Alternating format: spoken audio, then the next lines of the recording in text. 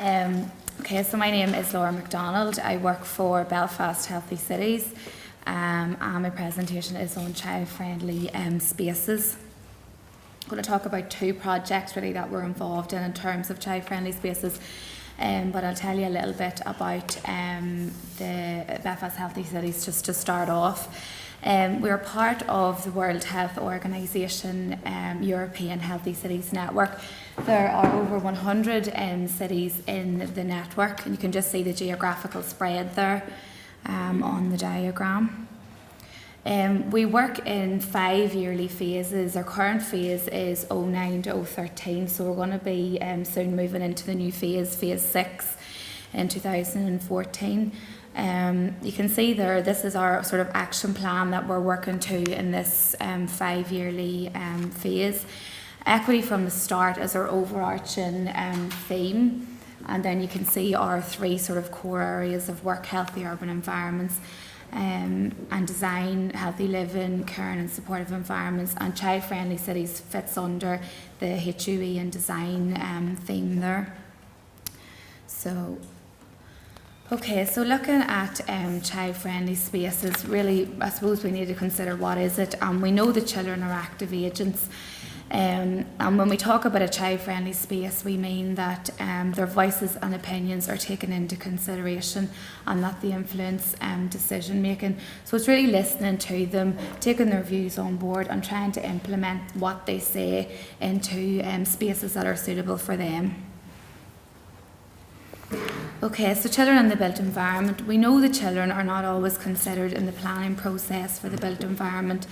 And it's not that planners are bad people or anything like that. It's just that there's not a really readily available mechanism for engagement. It doesn't always happen or readily happen.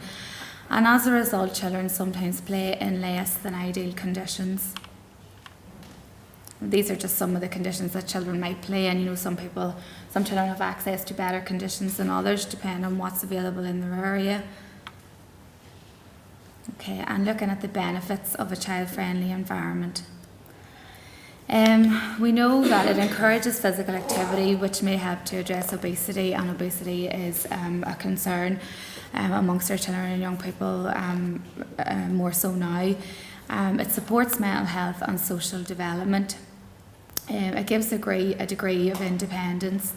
It helps with healthy risk-taking.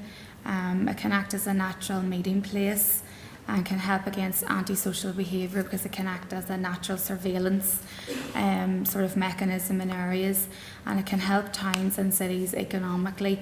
If families are coming into an area, if it's child friendly, they feel more welcome, they might spend more time there, and they might inevitably spend more money there. Okay, so the 2 projects I'm going to tell you about are Shaping Healthier Neighbourhoods for Children. We carried this out from 2011 to 2012, and we just started it again in October last month. That will run to 2014, and also our Kids Space event. We've held 4 of these over the last 3 years. Okay, so the schools project, we engaged with, we contacted the schools through their vice principals. We engaged 100 children aged 9 to 11 in West Belfast, working with 3 schools and an after schools club. And the 4 main aims of the project were the first one, to offer children an opportunity to express their views and wishes about their environment. We chose photography and art, and this was purposely chosen to facilitate a range of abilities so that we could work with children with all different levels of abilities. It's to identify ways of engaging children in the decision-making process in terms of planning and the built environment in children. And we wanted to generate information to support policy and decision-making and to create a model for engaging with children. And we find that the model in this work has relevance to the Northern Ireland curriculum. In Northern Ireland they do a module called the World Around Us, so it fits very well with that, which kind of got us buy-in to the schools, and the vice principals agreed to work with us then. So the format of this project took place over 3 workshops, 3 hourly workshops running over 3 weeks. We worked with the University of the West of England to develop the outline of the workshop. The first and the third workshops took place in the school in the classroom setting, and the second one was took external to the school on a walkabout. So the first workshop really looked to introduce the issues, and we worked with the children to help them consider healthy and unhealthy environments, and really got them to look at that health is more than illness. And we facilitated this through using a range of photographs, and we got them to pick ones that they thought were healthy and things that weren't healthy in the environment. The second workshop, as I said, was picturing our environment. Similar to the work done in Stoke-on-Trent by Jill, we give the children disposable cameras, and we took them on a walkabout outside their school environment. We wanted them to take pictures of things that they liked and didn't like, things that were healthy and unhealthy. And children of that age have very strong views on things that they like and they don't like. So, you know, they were very engaged in this, and we had it was really, really fun. The workshop was really fun, and the children really enjoyed doing it. I suppose the pictures that they were taking, things that they didn't like, was dog mess, broken glass, graffiti, derelict houses or buildings, and things that they did like, were trees, green spaces,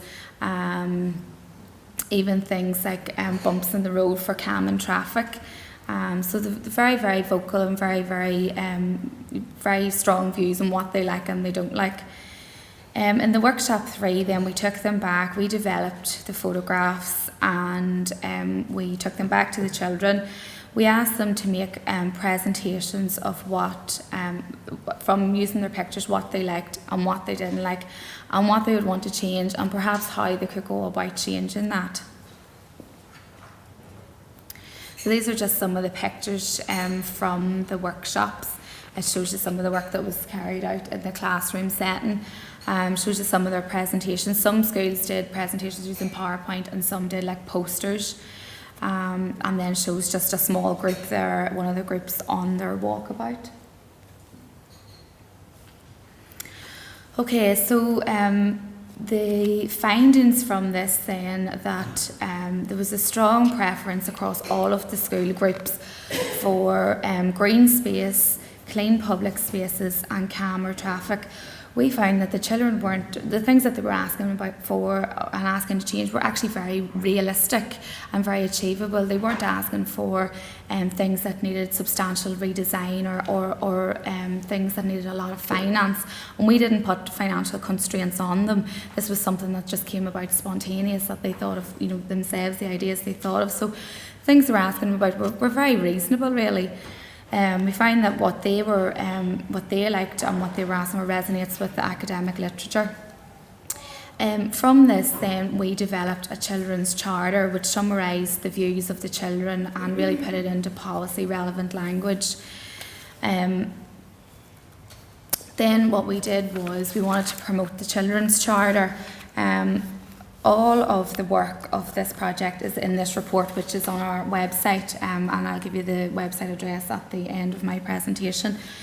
But we launched the event, we launched the feedback and the report of the schools at an event at City Hall in February 2012 with the then Lord Mayor and junior ministers with remit for children. All the schools came along, and we give the children the opportunity to present all of their work, their presentations, whether it be PowerPoint or poster presentations. They then were given the opportunity to ask questions from a panel of senior decision makers across the city. So as you can imagine, some of the questions were quite challenging for the decision makers. From this then, we were able to take all of the information and the children's views, and put a proposal that would inform the Department of Social Development regeneration initiatives. DSD in Northern Ireland are responsible for regeneration initiatives along with other remits, but we were able to really show our evidence, what children were saying was, and really sort of work with them to say this is what children want and how can we implement it. And we were able then, DSD have reported back to us that from our evidence that we provided them, they're going to use the findings in their Streets Ahead regeneration project throughout the city centre, and starting on hopefully an area called Bank Square in the city centre. So we're very happy about that we've been able to influence their regeneration initiatives. So the next project I'm going to explain about is our Kids Space event. As I said, we've had 4 of these in the last 3 years. We've coincided 3 of them with Culture Night in Belfast. And what it is a large-scale demonstration event, and we've had them at different venues across the city to see what way they work in the different venues. We initially had the project, it was intended to explore, it was intended as a demonstration project to explore what child-friendly space in a city centre could look like and how it might work. But it was so successful that we've continued to run them. It's a collaborative approach, and one of our main partners in it is Active Belfast. So really what it is the key feature of the event is the shared family play, and really that means giving families and children the opportunity to play and run about and take ownership of a space in the city centre for a particular time. We know that children are often told don't be running there, don't be doing that, and told off basically for taking ownership of a space. So this was really to encourage family time in the city centre. We had 3 themes. One of the themes is active space, and in that it was to promote physical activity, and we used spin and smoothie bikes. Sports coaches facilitated physical activity things and games and football and different things like that. This year we also had Jump, Jiggle and Jive, which is an organisation who provide kind of like dance initiatives and activities. So that was really popular. Well, another theme is free space, and the idea of that is that it really can be adapted by children. We provide snug kits, which are large ROSPA approved play equipment, and they're sort of freestanding. They can be moved into different areas and used. Also large games like Connect 4, Jenga, building blocks. A third theme is creative space, and that's really for children to spark their own ideas and how to use the space. We also use community artists in this theme to make small arts and crafts, and children really like that because they can take home what they've made and show their parents, and parents can work with them to create something. Our key group of children and young people that sort of attend are 3 to 11-year-olds. We do have some smaller children obviously attending with parents, and some older children sort of in the teenage bracket. The events have been really, really successful, and we didn't know when we first started how successful they were going to be, but we have approximately 1,000 children and adults attending at each event that we've had. We also use the event as a consultation opportunity. We ask one of the community artists, we work with them to create a list of questions, age appropriate questions, and we, whilst the community artist is engaging the children in making the arts and crafts, we get her to work with the children and ask them questions about their environment, what they like, what they don't like, what they would like to see, and we collate all of that information. So we use the event to create or to gather information. These are some of the pictures from one of our events. You can see the smoothie bags there, which were a really big hit. You can see the children drawn on the pavement there, and children really like that because, you know, that's the creative element of it. They're allowed to use chalk, and allowed to draw, and have time to do that. See some of the children there playing with the building blocks, and child playing with the parent. So just capturing some of the things that go on at the events. The feedback and evaluation, these events show what child-friendly space might look like. They're kind of like pop-up events, but there's no reason why permanent features can't be implemented in these spaces. Much can be done with the existing space through new approaches and attitudes. And key ingredient, which I spoke about, is permission to take ownership. And again, we use all of the events that we do, and take all of the feedback to inform DSD, and hopefully implement it in the regeneration initiatives. This is just some of the feedback from parents and children. So they asked about more interactive street art and play structures dotted around, using what we have more effectively and promoting really what we have in the city more effectively. They asked for things like play areas and big shops and pocket parks. And a lot of families and parents said that children-friendly spaces and events would attract us to the city more, which, as I said before, has a really good positive impact economically for our cities, which is very important in the economic climate. Again, these are just some of the pictures. This was you can see the circle in the middle. This is a really just easy way of getting younger children to tell us what they thought of the event, because it's hard to, you know, start to ask very young children about what they think. So this was just to stick the dots on, and as you can see, it was very popular. These are some of our arts and crafts that we got the children to do. We asked them to picture what their environment might look like. So this one here shows that they wanted the big wheel back at City Hall. We had it for a number of years, and it was taken away. So things like that. People, and someone there has asked about maybe having a costume day in the city. So they're very creative, the ideas that they ask for. So what next? We're in the city. We've sort of more recently, there's sort of been sort of less things to do, or we've been working with teenagers, and they've told us that there's less things to do for them.